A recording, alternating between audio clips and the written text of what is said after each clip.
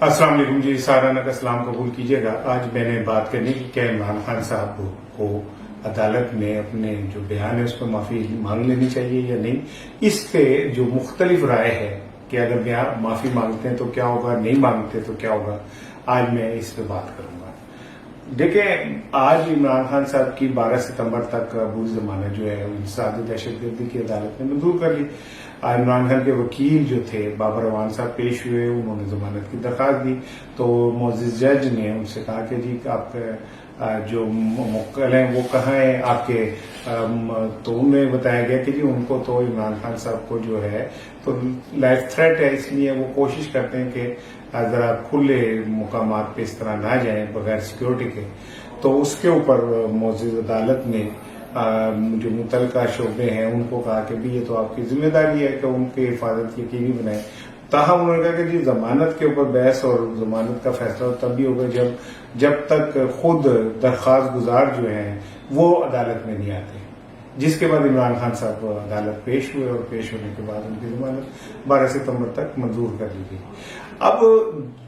जो Islamabad high court में मुकदमा चल रहा है और उसमें इमरान खान साहब ने जो दरखास्त दी थी कल, उसके ऊपर मोअज़्ज़िज़ जज साहिबान ने उन्हें जो उनके वकील थे हामिद खान, उनसे कहा कि हम तो कह रहे थे कि आपको बेहतर जुमला को बेहतर लफ्ज इस्तेमाल करेंगे, यानी कि वो कहने ये चाह रहे थे कि अगर इमरान खान साहब माजरत कर लेते तो आज ही केस खत्म हो जाता है। लेकिन इमरान खान को उनके वकीलों और उनके बहुत सारे हमदर्दों ने ये बात कही है कि अगर आप माफी मांग लेते हैं तो इसका मतलब है आप इतराफ जुर्म करेंगे, और अगर आपने अदालत में इतराफ जुर्म कर लिया तो फिर हो सकता है कि आपको 7 साल के लिए 10 साल के लिए नाअहल करार दे दिया जाए, आपको सजा भी हो सकती है, इसलिए आप ऐसा ना करें। अब यहाँ पे इमरान खान जो है वो थोड़ा सा कश्मकश का शिकार है कि उन्हें क्या करना चाहिए, क्योंकि उनके आधे वकला जो हैं वो ये कहते हैं कि आप अगर माजरत कर लेते हैं, माफी मांग लेते हैं, तो इसका मतलब ये होगा कि आप को अदालत के आप रहमो करम पे चले जाएंगे और अदालत चाहे तो माफी कबूल कर ले और ना करे तो आपको सजा हो जाएगी क्योंकि आप इतराफ जुर्म कर चुके हैं। दूसरी तरफ जो इमरान खान के दूसरे दोस्त हैं उनका ये कहना है कि इससे पहले भी अदालत के अंदर बेशुमार मौकों के ऊपर अनकंडीशनल अपॉलोजी जो है सियासतदान करते रहते हैं, गैर मशरूत माफी मांगते रहते हैं और अदालत उनको इस हवाले से वो जो उनकी माफी है उसे कबूल कर लेती है। आप भी ऐसा कर लें।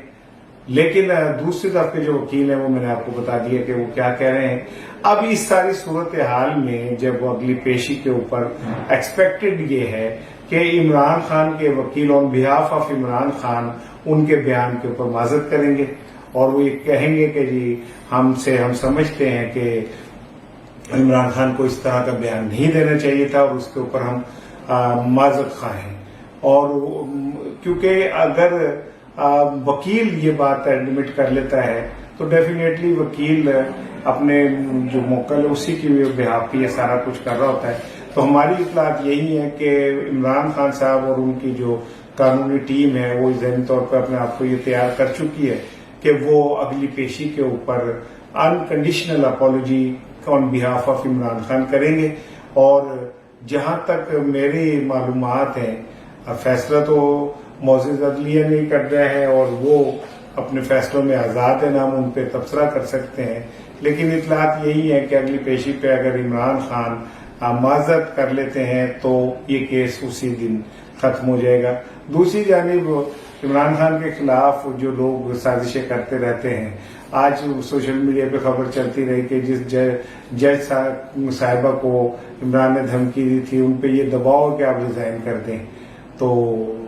इमरान खान के खिलाफ वो कुव्वतें जो हर जब मुहाज पे नाकाम हो जाती हैं एक और नाकाम अटेम्प्ट कर लें, लेकिन मैं समझता हूँ कि इमरान खान को